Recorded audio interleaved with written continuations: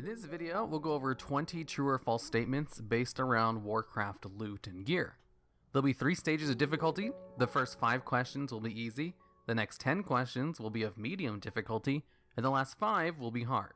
Then there'll be a grading scale at the end of the video to see how well you did. Okay. Now, let's get started.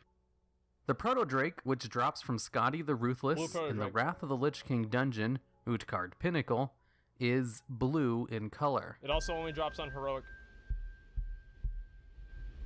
Fact. Scotty drops the blue Proto-Drake, of the same model as the Drake which helps him out in his fight, and has about a 1% chance to drop on heroic mode only. There it is. It's also one of the few mounts that drops from a dungeon boss in-game.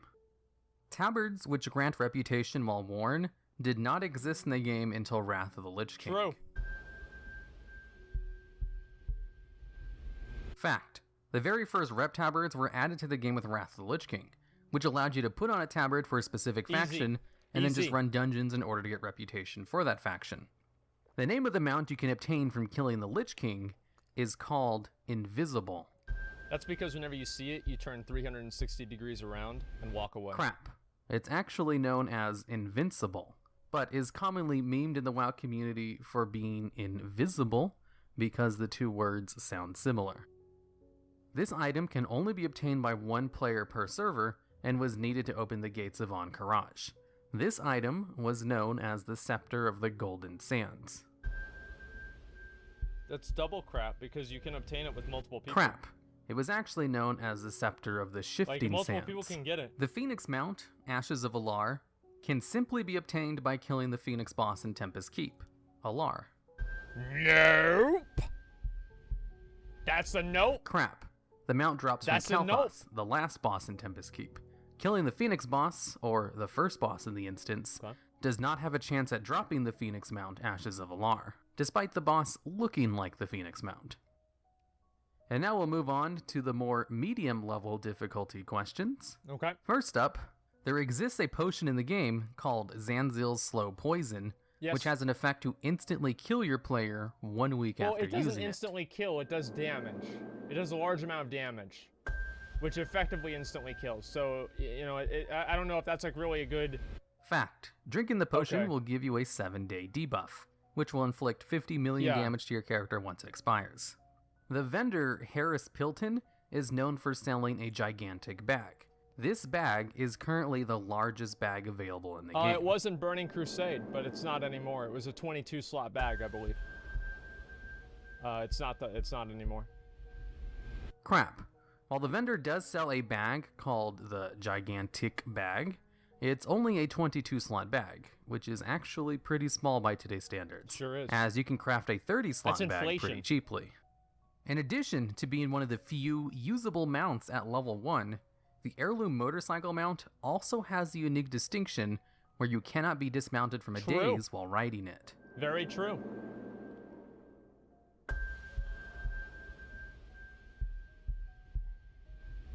Fact. As of making this video, the Heirloom Trike is the only mount which has an innate ability to not dismount you from a daze. But who knows if this will go away once they release mount equipment. Yeah, you're technically a passenger. It's also unique in being one of the few mounts which doesn't auto-change its riding speed, so it only ever goes at an increased 60% movement speed and never goes up to 100%. If it didn't, it'd be That's OP. because you don't need riding skill in order to use it, and can use it from level 1. There once existed one mount in the game that was so rare, only one person ever owned it. That's happened twice, actually, so that's actually not true. It's an incorrect question. There have been multiple times where only as a mount has existed and only one person had access to it. The fluorescent green Mechanostrider was accidentally given to a player in 2006 by a GM trying to give him back. They also gave another kid a Ashes of Alar mount and called it Peep's Whistle because he had like cancer or something. It was a Make-A-Wish Foundation. So you count this one and also that one too. So it'd be actually 2 times, technically. A different mount he accidentally deleted. The player was allowed to keep this mount for years until his account got banned and the mount was taken away. The mount obtained from obtaining 100 mounts is the red or blue Dragonhawk, depending on your faction. That's a big true. My friend Infamous Link got the server first for that mount. I remember it was Wrath of the Lich King. Everybody was standing around them. People were so fucking excited to see it. You get mounts for obtaining lots of mounts, and one of the easier milestones is to get the red or blue Dragonhawk. In vanilla WoW, some raid bosses could drop gear or equipment that was quite literally useless for the raid team. That's actually and true. had to be either vendored or disenchanted. Because the shaman gear could drop if you were in Alliance raid. And so it would be effectively useless. Fact, with shamans being a horde-only class and paladins being Big an alliance-only class, if your raid team got exclusive gear for either of those classes, and you were of the opposite faction, no one could actually use it. And also, since yeah, there was no such thing Don't as forget about that one too. cross-faction raiding, or there's never been such a thing, I never thought of that. both factions would equally get useless pieces of equipment on the regular, so it was usually just sold or disenchanted. The first ever mount added to the Blizzard store was this mount, the Celestial Steed. True. True. Fact, the first ever store mount was the Celestial Steed, more commonly known as the Sparkle Pony, and there was lots of contention over this addition, as it actually gave a lot of in-game advantages, since the mount would be mailed to every single new alt character you made, meaning you didn't have to spend gold for your first mount, scaled with your riding skill, and could even fly once you hit Outlands and Northrend. No other mounts in the game could do that when it was released, before all of those features became pretty much standard later on in WoW's history. Nowadays, store mounts are basically just cosmetics and give no in-game advantages. The Penny Pouch, the smallest bag in the game, only has 3 inventory slots. I don't know if that's true or not. I think it only has like 2, actually. I'm pretty sure it has 2. Crap. The Penny Pouch only has 1 inventory slot, and is obtained during the Hollow Zen holiday event, as almost a... So I did technically get that one right, because this is a true-false distinction. So, saying that it does not have 3 is false. Part of this, no, listen. So this is a true-false thing. Knowing something isn't right is technically a correct answer, even if you don't know what the right answer is. Okay? Get mad all you want, but I haven't gotten a single one wrong. Trash item since it's basically useless. Quivers and ammo pouches used to increase your ranged attack speed while they were equipped. This ranged attack speed increase also affected wands, which were considered ranged weapons. I don't even know if that's true or not. I have no idea. I'm gonna say that's crap, but they couldn't even equip wands, so why would that even matter? Crap. Yeah. Quiver and ammo pouches only increase the range attack speeds of guns, bows, and crossbows. Yeah. The on-use effect of the Fangs of the Father legendary daggers was to grant the rogue a slow fall effect. True.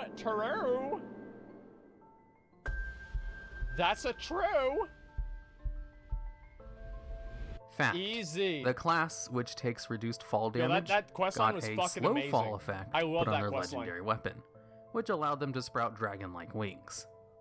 And now we'll move on to the last 5 harder questions. Okay. The Ray tier armor set, called Dreadnought's Battle Gear, was a tier set designed specifically for combat rogues. Of course it was. Of course, tanking combat roads in Naxxramas. It's obviously tier 3 warrior gear from Naxxramas. Crap. It was actually designed for warriors, as Blizzard doesn't make Ray tier armor for specific specs.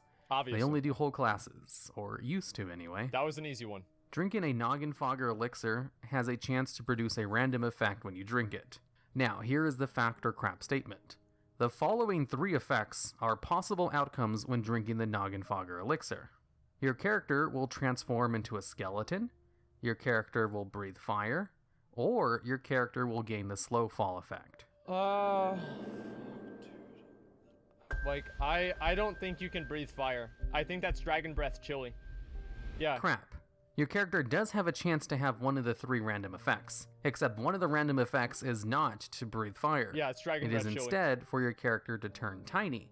So the 3 random effects are skeleton, tiny character, or the slow fall effect. Legendary item Thoridal, the Stars of Fury, has a special effect. I thought these were supposed to be the hard questions. That's fucking easy. Because it created its own magical arrows. That's a true. Yeah, that's a fucking true. Fact. This legendary bow was the only weapon in the game which didn't require ammo before ammo was removed in Cataclysm, although its magical arrows didn't really give it a huge bonus.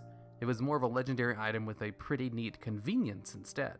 That's basically The right. only item included in the backpack of all brand new level 1 characters is the Hearthstone. I mean, that seems to be true, yeah. I mean, like, well, wait a minute. Like, the only item included in the backpack... Fact. All yeah. brand new players only have There the you go. Hearthstone in their bags.